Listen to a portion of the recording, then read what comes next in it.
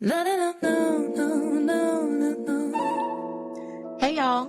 This is the Pleasure and Peace Practice, and I'm your host, Tia, your Pleasure and Peace practitioner.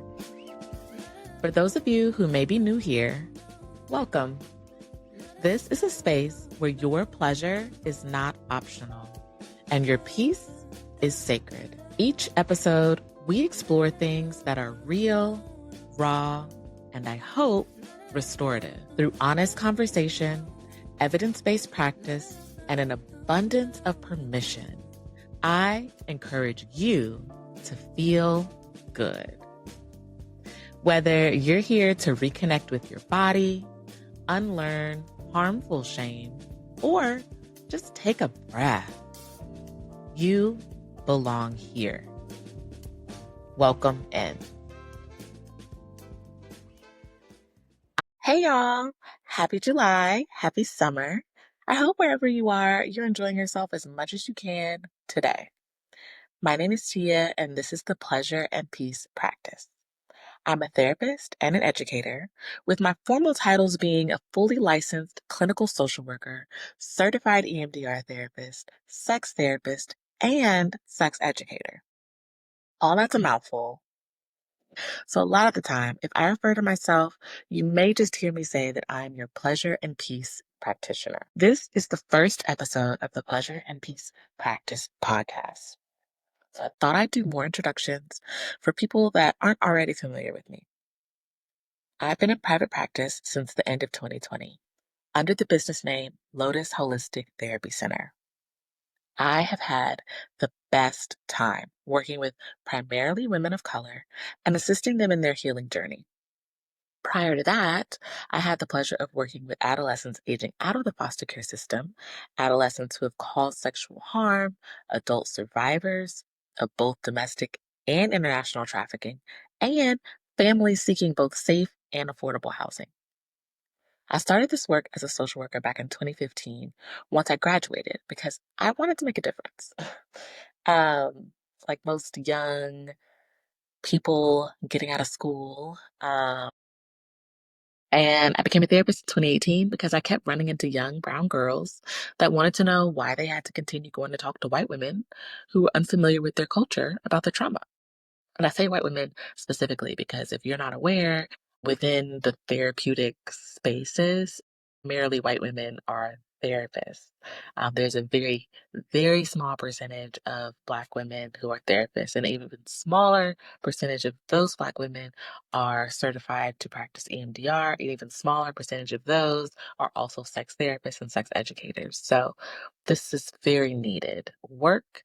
Um, that I just didn't realize at the time. Anyway, became a therapist back in 2018, kept running into young brown girls. There were several instances where I would be working with a person within my capacity, right? So not as their therapist, prior to becoming one. And they would ask me why I couldn't be their therapist. Um, I would then have to explain how, at the time, I wasn't trained. They would tell me how they felt I should be able to be their therapist because they felt comfortable with me. And they did not feel comfortable with the people who had been assigned to that role. So something else about this therapeutic space, right? We are required, at least in my license as a licensed clinical social worker, LCSW, we are required to get several CEUs to keep our license. Those are continuing education units every few years. However, what types of CEUs you have to get are not standard across the board at this time. So, cultural competence, all those types of things, right? It's not necessarily required depending on your state and all of that, which is a problem, as you can imagine. So, lots of my clients were not necessarily feeling safe in their therapeutic spaces.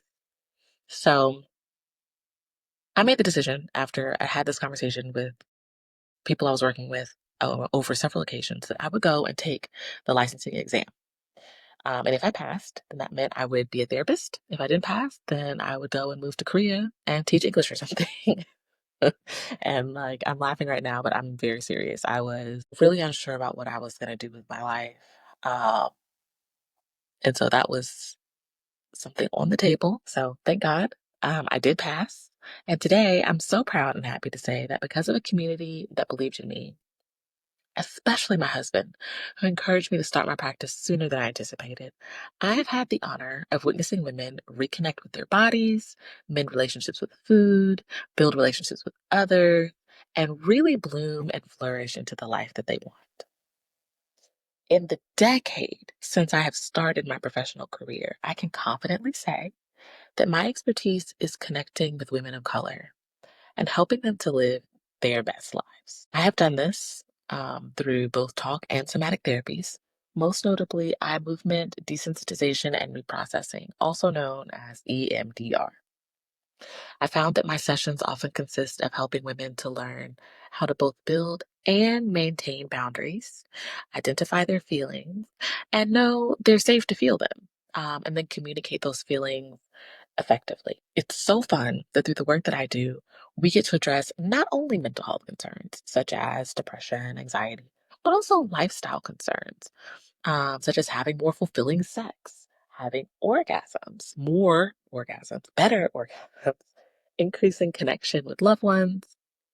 Um, and as we're having better orgasms, as we're increasing our relationships, improving our relationships, we're bridging that orgasm gap. Something that we'll talk about, at a later time. I love that I get to say my job is to bring more orgasms to women, and I really mean it. I understand that therapy is not accessible to everyone.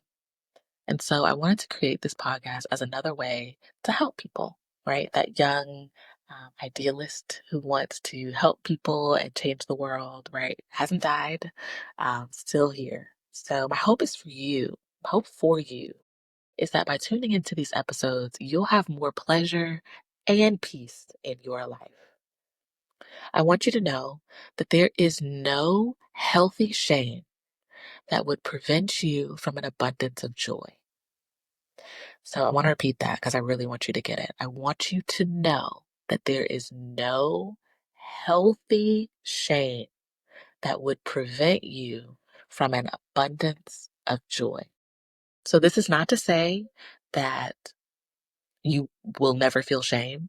But I just know from work with my clients that a lot of times there's all this shame that comes up through for a variety of reasons, right? And so that is sometimes a prohibitor for joy. And shame in and of itself is not a bad thing, right? But healthy shame is what is more important to cultivate. Something again, we'll talk about that at another time. But that is what would not prevent you from an abundance of joy. So, my wish for you is that you're able to wake up in the morning, go out into the world, knowing that you're worthy and that you deserve. Just that's the end of the sentence, right? You deserve, period. All the things, every good thing. So, this podcast will be made up of solo sessions with me, some anonymous questions. Maybe in the future, right? We'll get some guests on here. But ultimately, this is about authentic conversation. This is between you and me, right? This is us. We are going to be talking about real things. So, we're going to be covering sexual wellness and pleasure, mental health and emotional freedom, body love and connection, and of course, effective communication. I want to encourage you to please subscribe and follow me.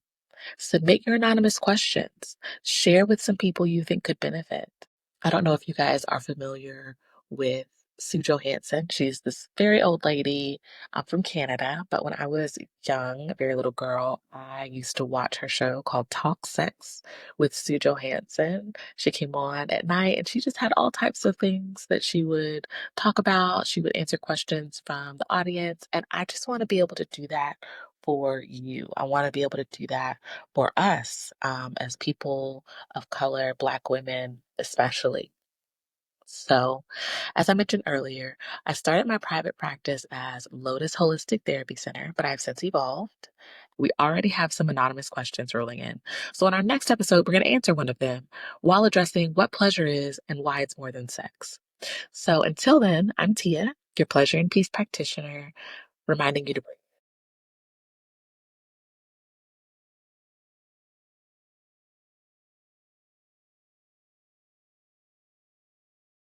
Take a beat in through your nose, out through your mouth. Release those shoulders, roll your neck.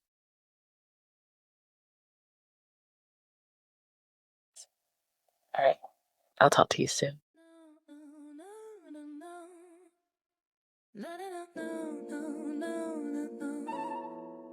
Thank you for being here, for listening, for getting curious with me.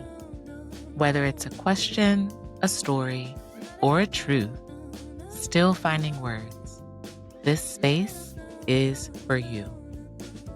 Whatever it is, you don't have to hold it alone. Ask, share, confess. We're in this together. And if you've got something on your heart, drop it anonymously using the link in the show notes or over on Instagram.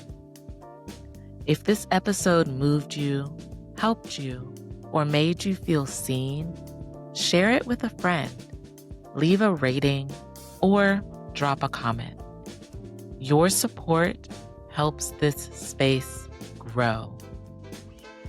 Follow me on Instagram and Threads at Pleasure and Peace with Tia for more.